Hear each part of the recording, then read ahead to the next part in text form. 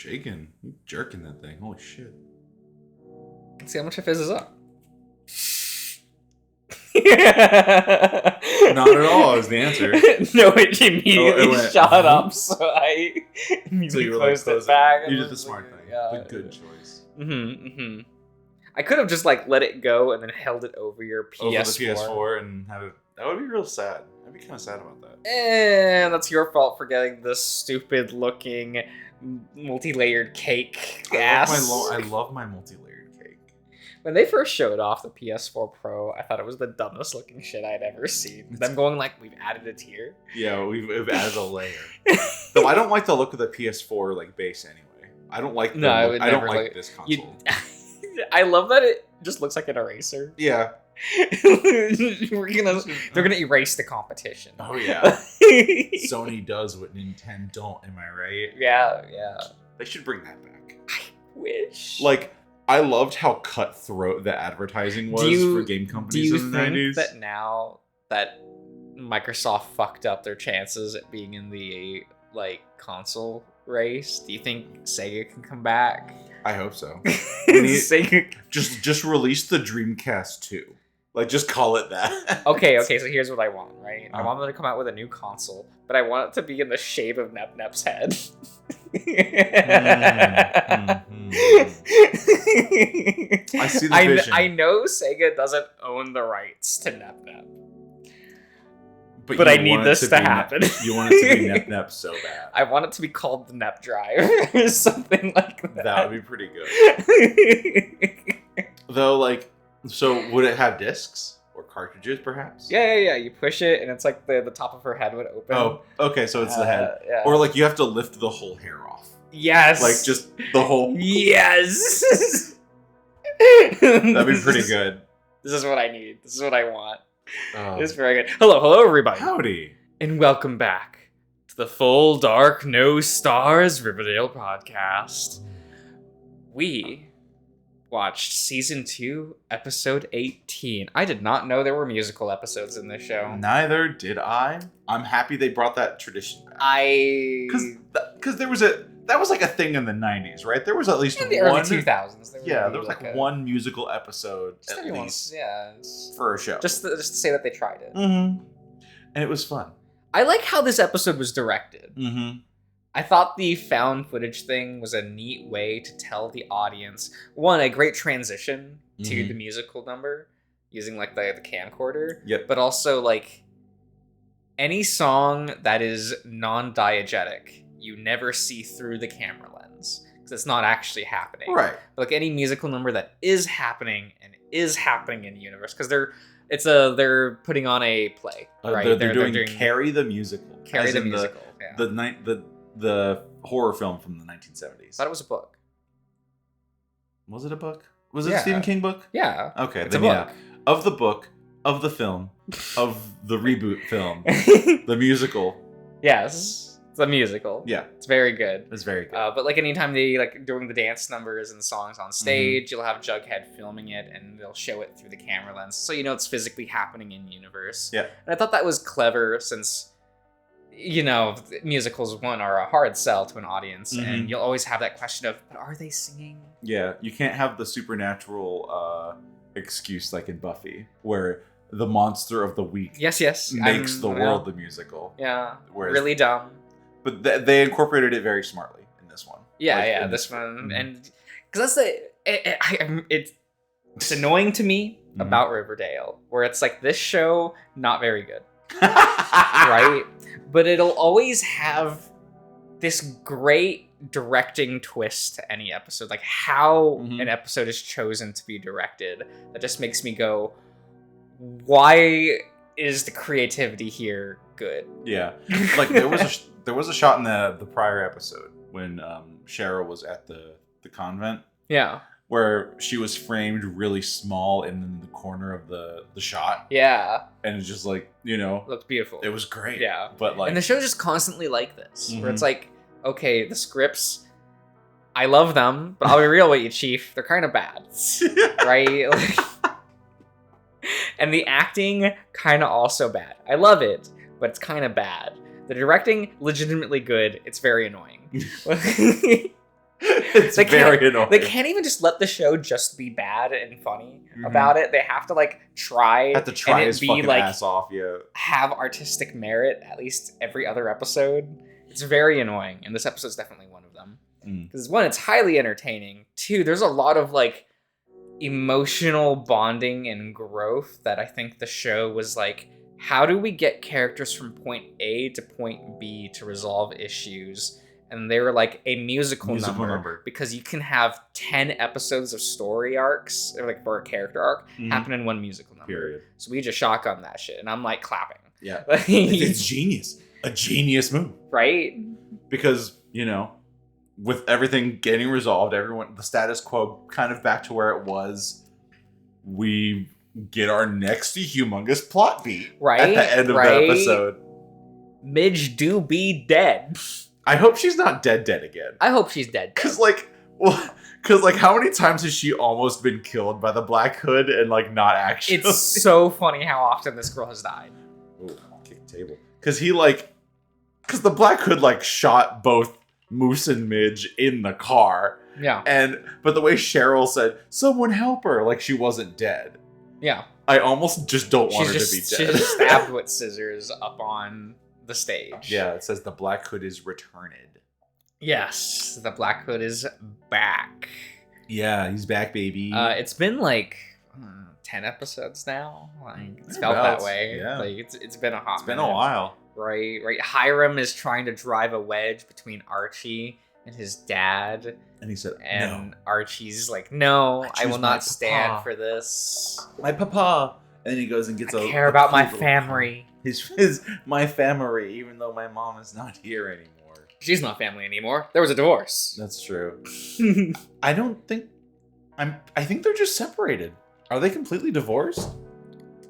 That might as well be divorced. I mean, yeah. It's socially divorced. It's the road to divorce, It's divorce, legal. But not on paper. Yeah. It's the road to legal divorce. But it's divorce but easier. Divorce but easier, yeah.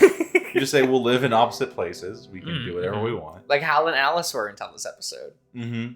Because Hal is back. Hal is back again. And FP doesn't like that. Because he was trying. I guess he and Alice were like gonna get together or something. They were like trying, and FP is like, I don't know. I feel like it would be weird to date the mother of my son's girlfriend. See, it's funny because it's like, they're my father-in-law / mother-in-law, but also my regular mom and regular dad. My stepmom and my and I'm married to my stepsister. That's what it would be. Ooh, complicated. Ooh. What's the matter, stepbro?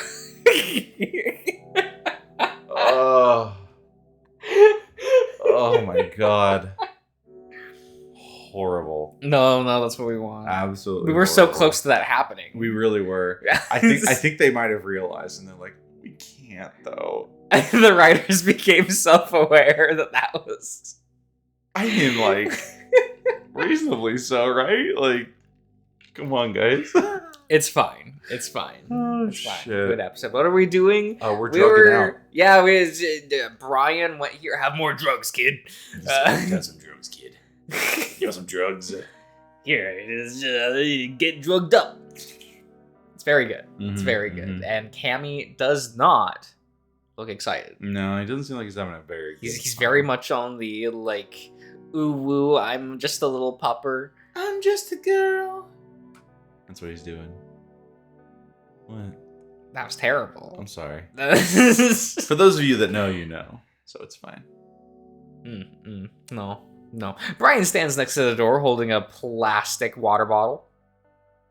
Gonna go out for about 5 minutes. I'll be right next to the trailer, so if I see you try anything, I'll shoot your boyfriend in front of you. And then I'll kill you. Eventually. Cameron doesn't move. But soon, the trip intensifies and he hugs himself. The movement makes his ribs ache from the earlier kicks. He just watches the vivid colors and shapes of the hallucinations. Meanwhile, the acrid taste of Xanax lingers on his tongue. Acrid? Mm-hmm. Like Ohio.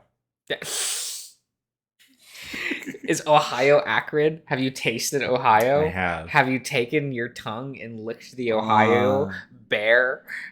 I opened the Ohio Sea and went diving, you know. Mm-hmm. Mm-hmm. I get it. He hasn't felt any pain. He doesn't feel any pain right now either. Not physically, at least. It's something deeper. It's about who he used to be, who he is now, and who he's about to become. Something profoundly terrible has happened, and it's changed everything. He knows that much, at least. What he really wishes to know right now is who the hell he even is. He tries to think back to what he last remembers. Standing in front of everything in the second grade, his trembling paws hold his book report. He clears his throat, trying to figure out who to put his sentences together in advance. How, not who. You know, it's not, that was... Who is in there? Who? If you rearrange them. Yeah. Mm-hmm. Speak up, Arturo. The whole class needs to hear you. Oh shit, is Artie alive? Arturo? That's his name. Arturo Herrera. Arturo Herrera. Herrera. He opens his eyes. Oh my god, he's alive. Holy shit. Are you sure? I don't know. This could be just a simulation. So see, Diz was walking through the woods and found Arturo bleeding to death on the ground. So we brought him back to his lab and zapped him into Twilight Town. Yeah. An artificial Twilight Town. Yeah. We can get there. But how did he end up here? Where are his classmates? Second grade? Or was it third? No, he's positive that he's at least in high school.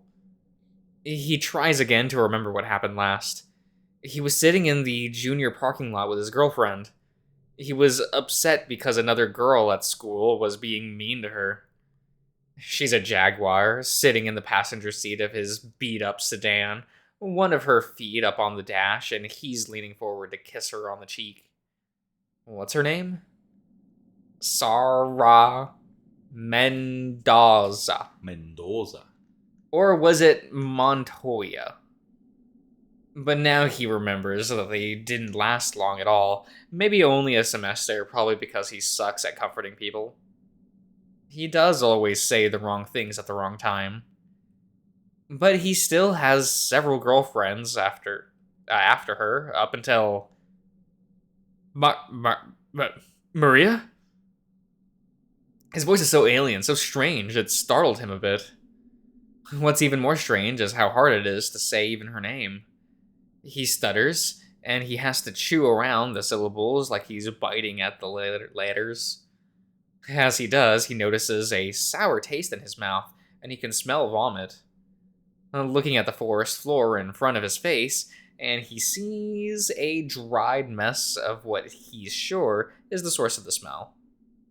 Bits of something orange and mushy, and chunks of what he recognizes as jerky. Oh, we got some jerky. Oh, yes. Yeah, we love jerky in this household. Do we? I like jerky. You a jerky man? I like jerky. I think it's too overpriced. That's why you don't buy jerky. You just get, like, the homemade stuff. Mm-hmm. From family members. Exactly. You know. Which we all have. A universal experience, right? Yeah. I do have a family member I could probably hit up at any time for deer jerky. Yeah, but that's I always get them during the winter. I get some, like, a box of just, like, deer jerky and stuff. Mm-hmm. It's nice. Things are starting to come together, but it takes a long time, maybe even an hour or so, as he goes in and out of consciousness. Maria, Pueblo, Devon, psychology, graduation, behavioral tech, road trip, accident, echo, Cameron, THC cartridge, visions, ghosts, panic, bear, gunshot. Gunshot? He's been shot! Yep, it's true. I've been shot! It's only now that he realizes his current position, curled up on his side, arms folded up in his chest, in front of his chest. He tries to move his arms, but like everything else he's trying to do, it's very difficult. His muscles feel unnervingly weak, and every time he moves, it comes with an uncontrollable twitching and trembling. Arturo stares at his paws, watching the tremors, trying to quell the panic. Finally, he slowly manages to sit up. Immediately, dizziness overtakes him as he has to pause for several seconds before he's sure he's not going to fall back down. Once he's sitting up, his stomach turns and he dry heaves, and that's when he feels the pain. It's not terrible, but the deep, cold throb at the back of his head feels remarkably wrong. With a shaking paw, he reaches back and finally feels the damage. His fur is crusted and matted, becoming a bit damp as he gets closer to the source. His fingers brush against a slight gap, like there's a small crater in his fur. But when he presses down, he realizes the crater goes past the fur and past his skin, and then he feels something oddly hard and almost sharp. Arturo gasps, realizing the stiff, a jagged thing he's running his finger over is his broken skull. You don't need that. He jerks his paw away, breathing hard. He was shot in the head. In the head. He remembers deciding to run, since the shotgun wasn't loaded, but then the bear had taken out another gun, a handgun, and then... How's he alive? Yeah. How long will he stay alive? Is there a bullet in his brain right now? He knows he needs something, so he tries to ask for it. I need self melt. He struggles to not to stutter, to say the right word that he knows he's trying to use. This is bad. Devin was hurt too, maybe even killed. And Cameron, he was already hurt, but it was a monster in this forest that hurt him. The cat brings his knees up to his chest, putting his arms around them like a child. He feels like a child, helpless and completely confused as he sits injured in the terrible forest. This must be some kind of awful dream, and he wants to wake up, but even though everything feels unfamiliar, surreal, dreamlike, he knows this is real. Arturo feels his face crumple as he starts to cry, pushing his forehead against his knees. See, you can use crumple for not just like the whole body. That's true. Like, yeah, see? His face crumples. You get like your hand crumples. You could just crumples. It crumples into a fist. Yeah. What a good word. It's versatile. That's a strong word. Yeah, I like it. Crumple. You could be like, I'll crumple you. Yeah. I'm gonna crumple your ass. That's so good. Brian has crumpled several people. I think more than several at this point. Is there a cap to several? By definition, I don't know. I think it's usually referred to as 3. Or is that a few? I use a few for 3. But I don't know how the definitions shake out for that. I'm going to look up the word several. How is several defined? Several. What do you think, audience, before Darian finishes typing it? More than 2, but not many. That's the But what's not many? Let's look up many definition. A large number of.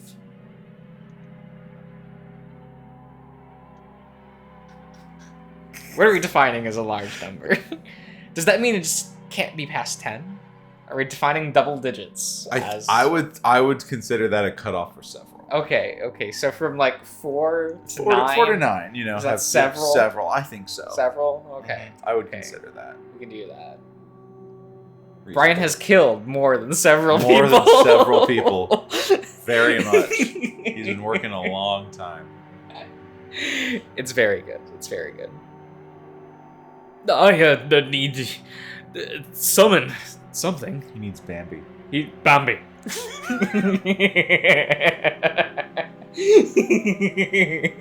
I kind of just need a supercut of your edited video of just every time you say Bambi. It's because of the way I say it. Yes. Also, Bambi. Congratulations on becoming Bambi pilled in that fight. You've seen the light. Our Lord and Savior, Bambi. Bambi.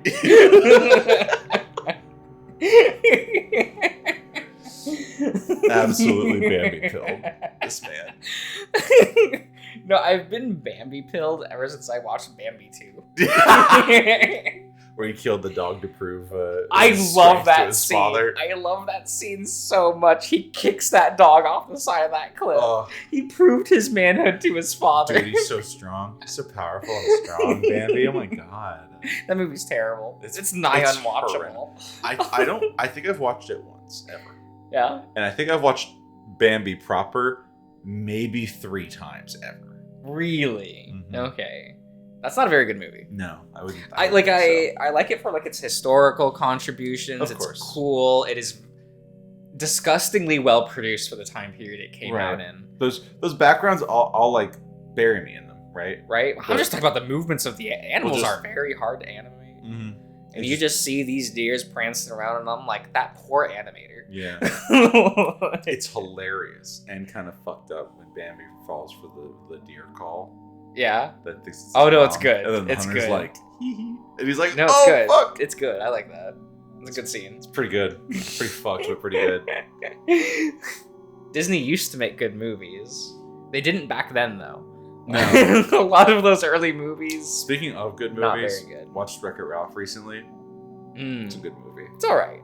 I think it like holds up okay. Mm-hmm. More than the second movie. What second movie? It's exactly. Precisely. No, wrong words. I need someone. There's some relief as Arturo feels like he's improving at least. A little bit. Maybe this is only temporary. You know what? Getting shot in the brain typically is temporary. Typically. He's been told several times in his psych. Mm-hmm. Okay. And neuroscience courses that the brain is plastique. The fact that he's recalling these memories makes sense of these memories, gives him hope, but there are still certain things, very simple things, that are missing. Ruined my life. Arturo jerks his head to look up, heaving again as as another wave of dizziness and nausea sweeps through. Cameron! Where are we going? Ooh. Look at the little trailer. Look at this plastic chair. Yeah, that's about right. Yeah, that's correct. You go out in the woods, and every single house always feels like they have like just a plastic chair just or for two out there. Just for sitting just outside. For sitting. You know, you go outside, you do some sitting. In the woods, absolutely. Yeah. Do some sitting, dude. He looks in the direction of the sound and sees a trailer partially hidden behind tree trunks and bushes about 30 feet away. His right ears pop loudly several times as he rubs it, feeling fluid coming out. Now, Artie, maybe you don't want to touch? Yeah. Your paws are filled with dirt and grime. And your brain's also probably just a wee bit scrambled. Just a little scrambled. Just a little bit. He knows it's blood. What's that smell? It's blood. The cat slowly begins to stand up and immediately gets a terrible shock as he realizes the weakness he'd felt in his arms is also in his legs. He struggles and stumbles like his way to the tree, trying not to panic again before finally leaning up against it. There we go. He's gonna look at him. He's only a little bit bleeding. Just a little bit? I mean, that's not like it's blood. It is blood, but it's not like a torrent of blood. That's still a lot coming just from your head, though. I think that's a worrying amount if it's just exiting from this area. Like I understand. You're like, I'm hearing you, but it's just but he's not dead yet. Yeah, he's not dead. Yeah, this is correct. Let go of me. I can't breathe. Arturo realizes he's not the only one in this nightmare. Did the monster come back for Cam? I'm sorry. I'm sorry. Arturo starts moving toward the trailer before it dawns on his shattered, bewildered mind that he's looking at that bear's trailer. The one that shot him, and he must have Cameron in there. Devin, help me! Devin! Look at this silly gato. Well, like, what's he gonna do? He could just grab his muzzle. Throw a blanket over him. Yeah. Sure. Yeah? You don't do that with your cats? No, you do that enough to my cats for me. Yeah. Like every time you come over every week, you you fill them with enough aggression. Yeah. It works. I'm sure they have a good time. It's a good schedule. Yeah, good exactly. to keep them on. Yeah. Arturo flinches back at the sound, and his fur bristles out along his spine, eyes wide as Cameron's screaming echoes through the forest. The cat looks around desperately, hoping that Devin does come to help. Even though the evil bear is bigger, Devin is a pretty big bear too, and he would stand a much better chance than he himself would. Thuds followed by yelps and howls come next, and finally, it's too much for Arturo. Dev, you're Cameron. He can't go in there like this. He knows that, but he can get help. Maybe. Depending on how bad it is, these problems he's having could get a lot worse over the course of just a few hours. But he had no choice. While he knows he has a car, he also knows that he can't use it, even though he can't remember why. He remembers that there's a highway, that one that they should have gone to the second he got there. He needs to get them all help. So, with one more terrified look at the trailer, he starts to make his way out of the forest. Oh, he's going. He is. At first, Arturo is filled with a sense of hopelessness as he finds out just how hard it is to walk, with his right side being almost limp. It feels like half of his muscles have just wasted away. But after some trial and error, he finds that if he widens his stance a bit and swings his arms in a way that looks a bit lopsided, he's able to keep his balance. Just putting one foot in front of the other. Yeah. He probably watches that every winter. Every winter? No. Are you saying you don't watch it every winter? I have it available to watch every winter, but I don't. But you don't do it? Why not? No. Because I kind of... Yeah. How do I word this without upsetting generations of people? I don't think they hold up well. I think they are extremely charming and very fun to watch. The first time you ever see them? No, just in general. Oh. But they are very archaic.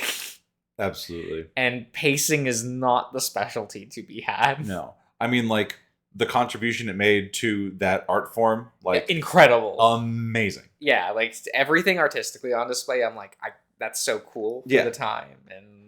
But, like, you know, as a piece of media... You know, it's like, I love it historically, and I will watch it for that. I'll put it on in the background while I'm doing stuff, like decorating. Yeah. Because it's that time of year. I will still say the Burgermeister Burger. Burger.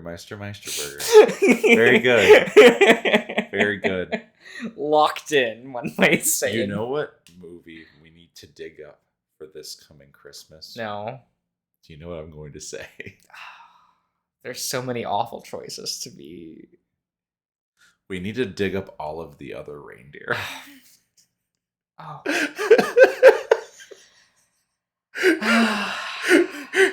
Audience, I know you're too young to remember this. But there's this Christmas movie that is so terrible. But it aired on Cartoon Network every year. Gotta watch it. Are there Blu-rays for Scary Godmother? No. We do not live in the correct timeline. I have looked for ways to like acquire both of those films. I have not found them.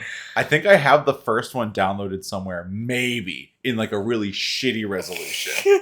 No, I think the first one's just available on YouTube. Now wait a minute. We got some things to talk about for the holiday. Because I'd rather watch Scary Godmother. That's not a Christmas movie. Yeah, but for Halloween. Yes, absolutely. Yeah. Oh, please. Let's go. We'll find it. Please stay tuned for my first video essay I ever will write. And the only one. Alvin and the Chipmunks Meet the Werewolf ruins Alvin and the Chipmunks. That's so accurate, though. It does. What do you mean? Like it's the best. That's so true. It's the best one, and it ruins the brand forever. It's fine. It's so fine. Blessed. His pace is reasonable as well, so swallowing down his panic again, he makes his way back onto the dirt road. Who's gonna find him? Well, he's not seeing arches. No, that's good. He's all right. That's just a Cammy boy thing. Yeah. Even though the disbelief of his situation, and even though he's terrified for Cameron and Devin, he feels something deep down that's even worse. He tries to ignore it, but it gnaws at the back of his brain, which is leaking. Yeah, where's the back of his brain? It's right there. Oh. Right, yeah. He's dying. Aren't we all? And he can feel it. Can't we all? Oh. Back to Devon. Back in that van. Back into Devon. Very good. It's like waking up in the hospital room in Evangelion. Right? Oh yeah, it's just... perfect. That familiar ceiling again. Familiar. Devin struggles with his handcuffs, trying to get the chain into the position that he wants. He pulls his paws up until the chain is taut, then makes it move slowly in a circle around the bolt until the chain twists on itself. That was the easy part, and based on the tension he felt being put on the chain links, he had been feeling pretty confident. But then he spent what feels like the last hour trying to actually put enough force and weight into the motion so that the chain break. While the twisted chain is taking most of the pressure off of his wrists, it still hurts. Devin can see through his fur that he's already started to bleed from his wrists, and the fur is coming off in small tufts with each failed twist and jerk. Come on, damn it. Please. After another failed heave, Devin slumps with his paws pressed to the floor of the van, gasping and sweating. A wave of dizziness comes over him, and he ends up pressing his face to the metal floor. Please help me. Devin half-heartedly prays, just in case there is something above all of this. Footsteps. Devin scrambles to twist back around and step over the anchoring bolt so that his paws are being held behind him again, sitting up to face the back door of the van. It opens, and Devin finds himself staring at the bear that did this to him. Even though he doesn't want Cameron anywhere near this man, seeing that the coyote isn't there with Brian sends panic through the younger bear. What do you want? Where's Cameron? Please. Shut it. Devin watches with dread as he sees the huge bear holding that water bottle. Please, just tell me what you want. I'll give it to you. Just let me see him.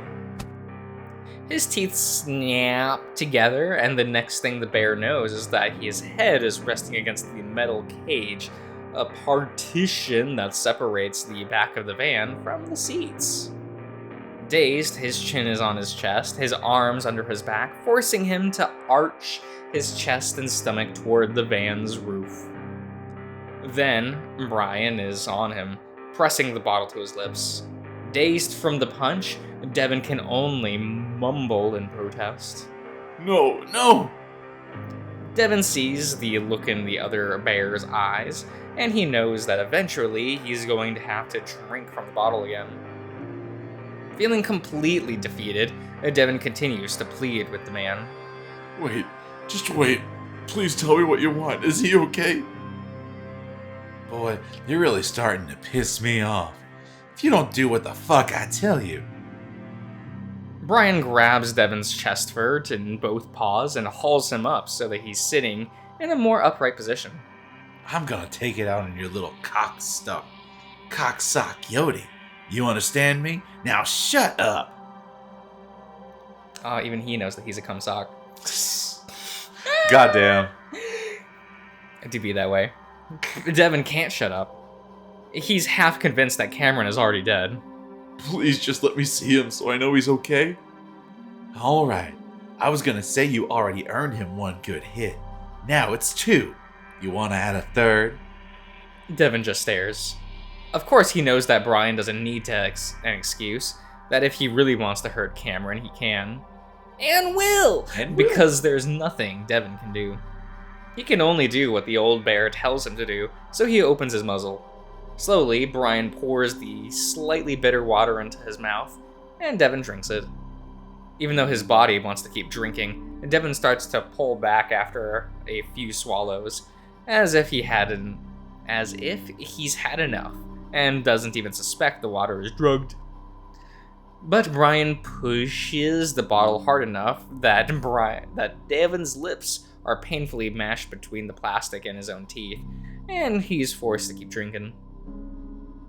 Even when he lets a tiny bit dribble out from the corner of his mouth, Brian growls more threats at him. Eventually, the water is gone, and Devin hangs his head in defeat as Brian pulls backing out of the van.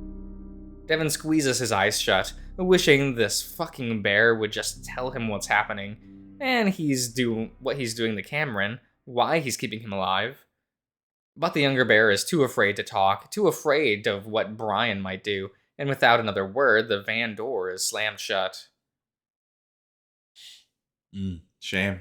Yeah. It's good. Back in. Oh, yes. I'm in.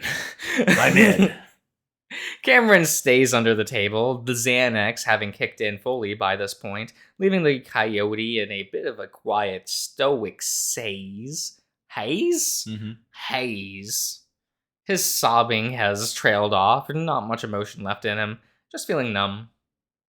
His trip is getting more and more intense, and he knows that the peak is nearing, maybe in another half hour. Still, he begins to notice things that he's sure ain't part of this trip. A presence not too far away, one that he knows very well. Dev. With no idea what he's doing, he instinctively reaches out toward that warm energy, but then he's interrupted by another presence he didn't recognize, one that's much closer. Cameron gets on his paws and knees. I guess that makes sense. Mm-hmm. Looking out from under the table. Oh? He said, oh? Oh. That's what that face says. Look at him. Good. It's fine. But we'll be ending the part here. Okay. So we'll see you around, everyone.